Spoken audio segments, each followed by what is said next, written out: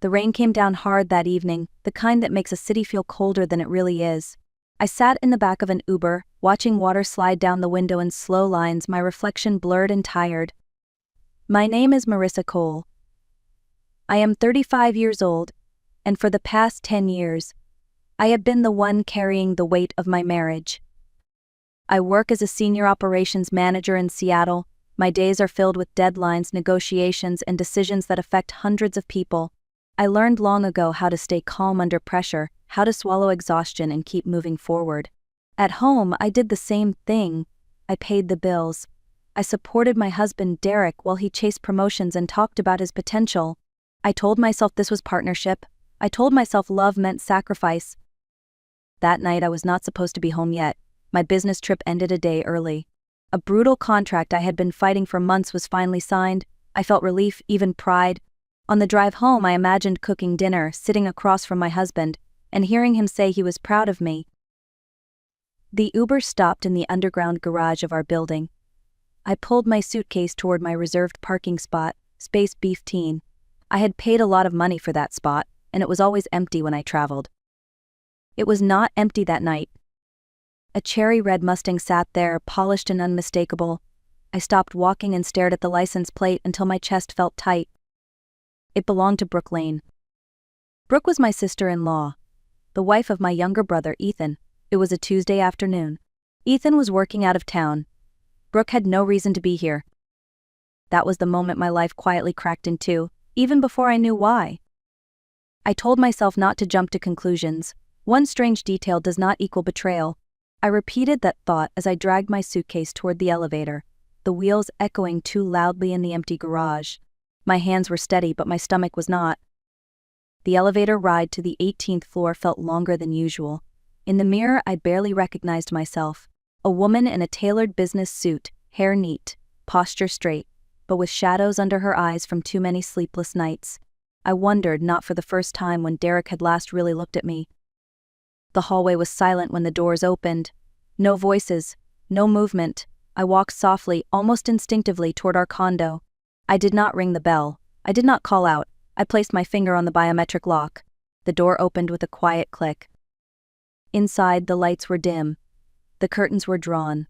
The familiar scent of lavender filled the air, but underneath it was something else, something sweeter, unfamiliar. I slipped off my heels, ready to call Derek's name. Then I heard it.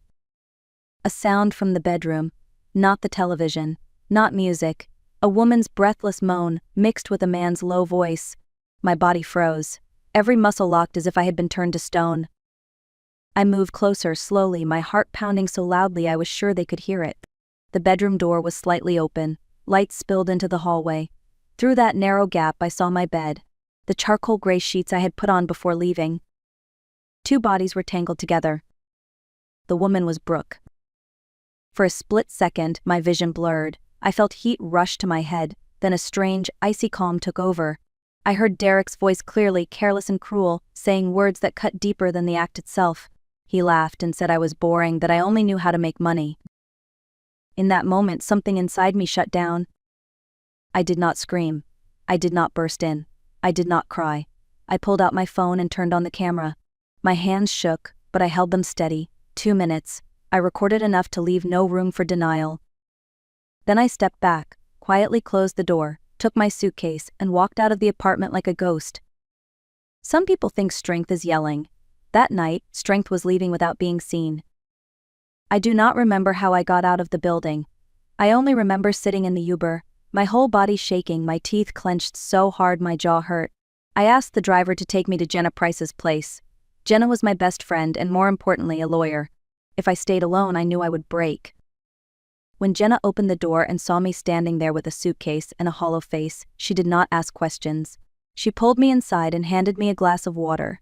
When I showed her the video, her expression changed from shock to pure focus.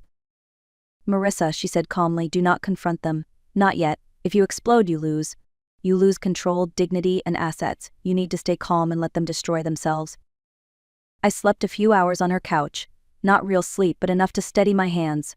Before midnight, I returned home. This time I opened the door loudly. I let the suitcase wheels scrape across the floor and called out in a cheerful voice, "Honey, I'm home. Derek appeared almost instantly, already in pajamas, his hair still slightly messy. He smiled too widely, his eyes searching my face. "You're back early," he said, reaching for my suitcase. "Why didn't you call me? I would have picked you up." I smiled and touched his arm.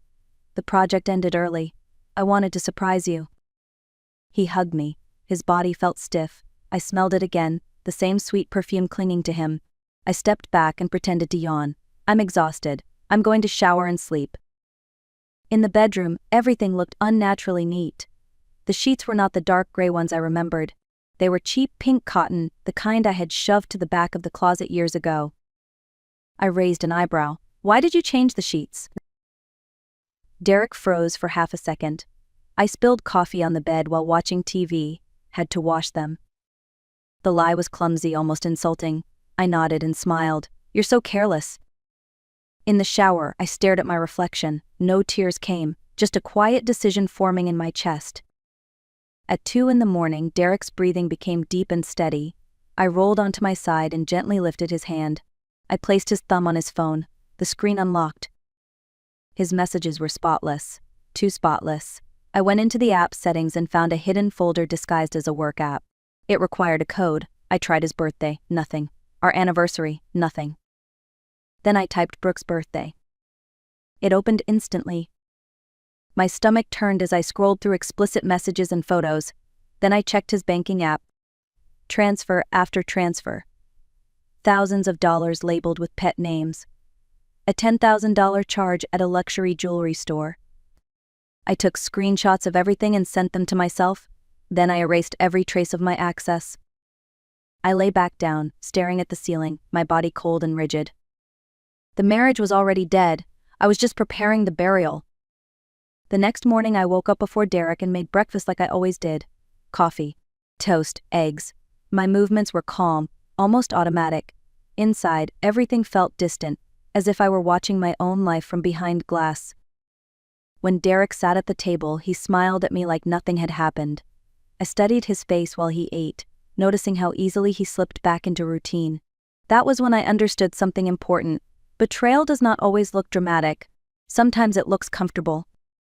Later that day, I met Jenna for lunch. She listened carefully as I showed her the screenshots and the video again. When I finished, she leaned back and said, "You need more than emotion. You need structure. Proof that stands on its own." That was how I met Miles Carter. Miles was a private investigator in his 40s, quiet, methodical, and respectful. He did not react with shock when I explained the situation. He simply asked questions. Dates, times, locations, patterns. Then he nodded and said, "Give me a week." A few days later, he handed me a thick envelope. Inside were photos. Derek and Brooke sitting in small cafes during lunch hours, holding hands, laughing. In one photo, Derek wiped sauce from Brooke's mouth with a tenderness I had not felt in years. In others, they entered a cheap motel on the outskirts of town and left an hour later, their clothes wrinkled, their faces relaxed. I felt sick, but I did not cry. I thanked Miles and paid him. This was not about pain anymore. It was about clarity. That weekend, I decided to test Derek. During dinner, I spoke casually. "I saw a piece of land outside the city today. The price is good. I was thinking we could take some of our savings and invest." The color drained from his face. He hesitated, then said, "The market is terrible right now. Buying land would be risky." I smiled. "We have enough saved. Maybe 100,000 to start." His hand trembled slightly. "Actually," he said slowly, "I invested our savings in the stock market. It dropped. I can't pull the money out now." It was the oldest lie in the book. I sighed and looked disappointed. "You should have told me." He relaxed, thinking he had escaped. He did not know that every word only confirmed what I already knew. The final piece came at a family lunch. My parents hosted as they always did. My brother Ethan was there, tired from work but smiling. Brooke arrived dressed beautifully, wearing a white gold necklace with a small diamond that caught the light. I recognized it immediately. $10,000. Derek's money. My money. I smiled and said lightly, "That necklace is beautiful. Is it new?" Brooke froze for half a second, then laughed and said it was cheap costume jewelry. I nodded. "It looks expensive. It suits you." As I watched her lie in front of everyone, I understood something clearly. This was not a mistake. This was a choice. And choices have consequences. After the family lunch, I became very calm. Too calm, according to Derek. I spoke less.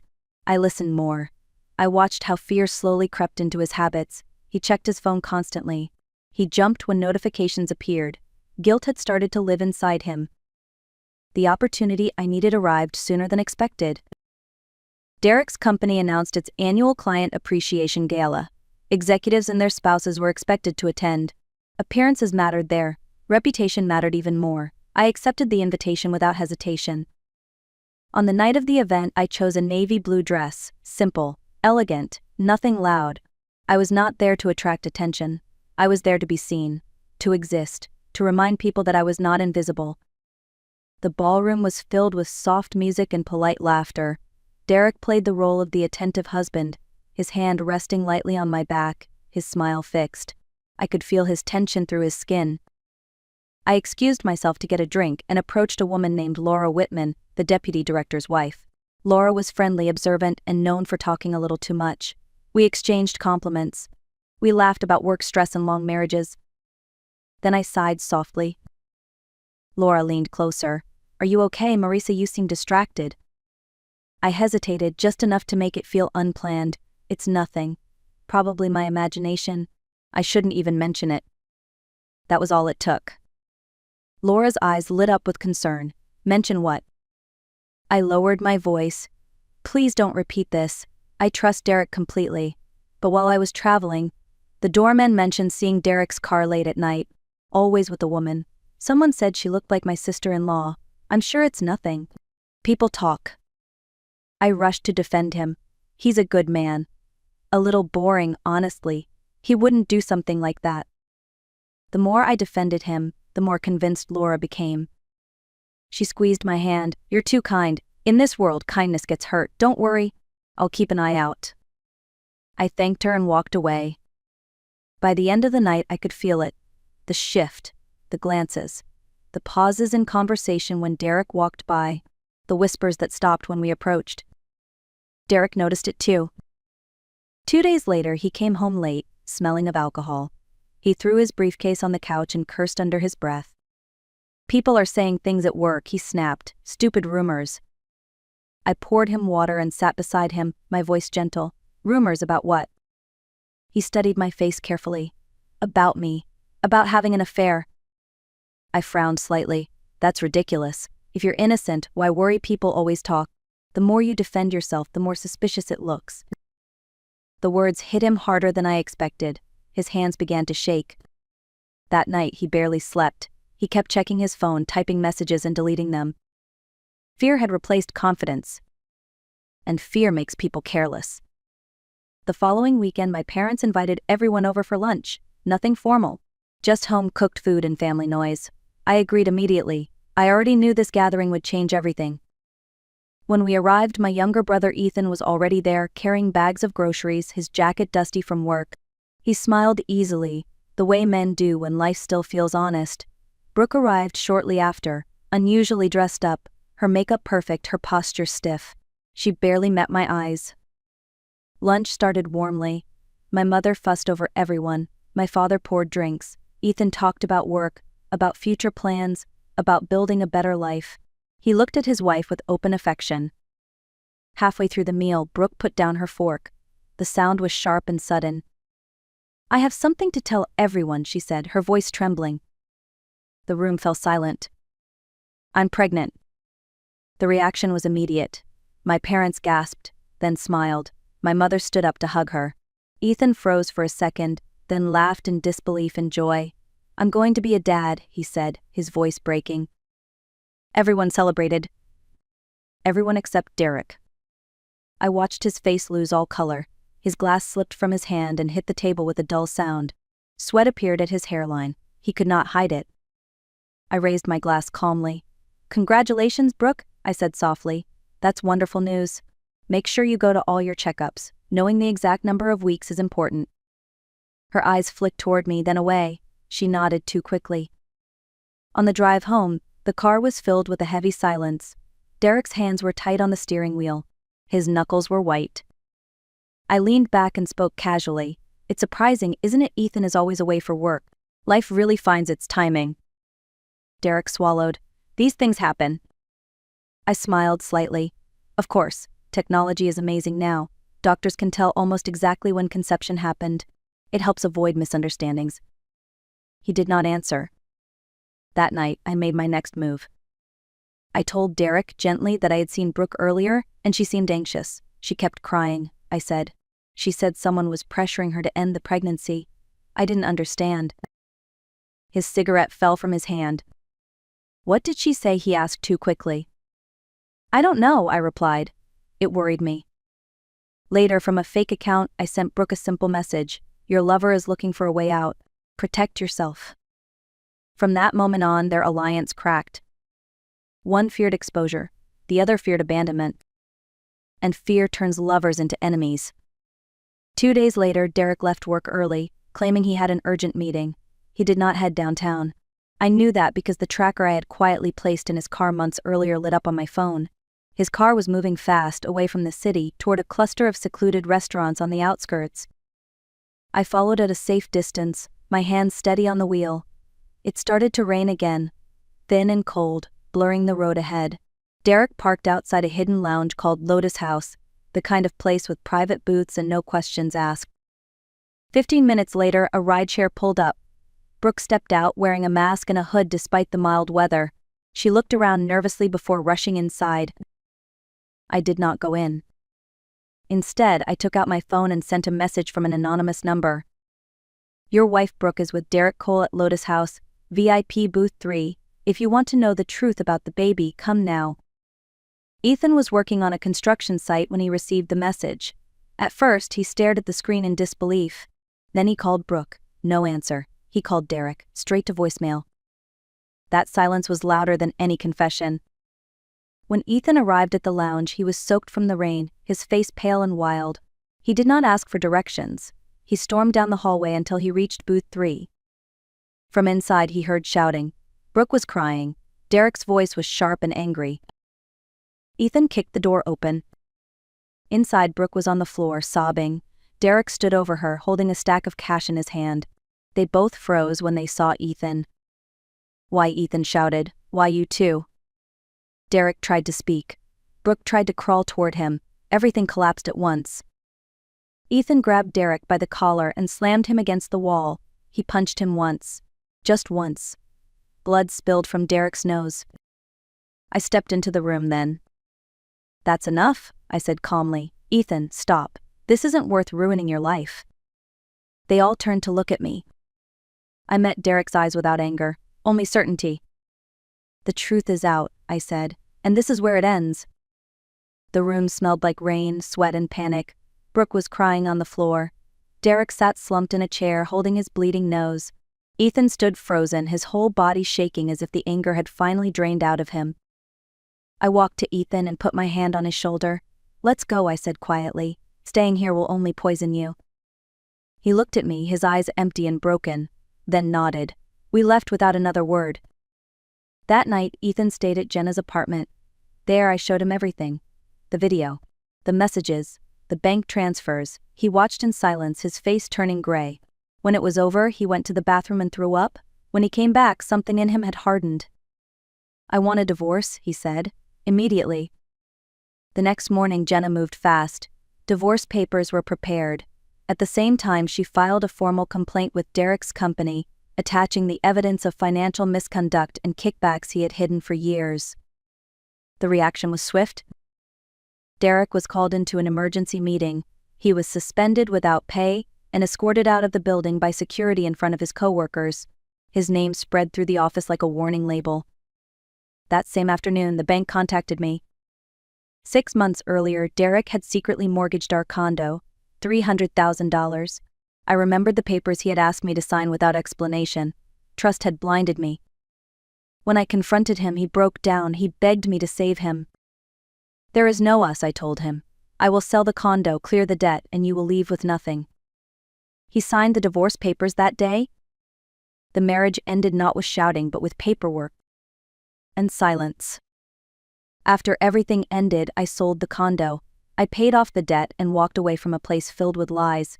I bought a small house outside the city with a garden and quiet mornings. My parents moved in. Ethan came too, carrying his pain but also his resolve to start over. Life did not magically become perfect, but it became honest. Ethan found a new job. He laughed again, slowly. I returned to my work with clearer eyes and stronger boundaries. I slept through the night for the first time in years. Here is what I learned. Love without respect becomes unpaid labor. Trust without boundaries becomes permission. Staying calm is not weakness, it is strategy. If this story resonated with you, take a moment to like and share it. Tell me in the comments where you are listening from and whether you have ever stayed silent when you wanted to scream. Subscribe for more real-life stories.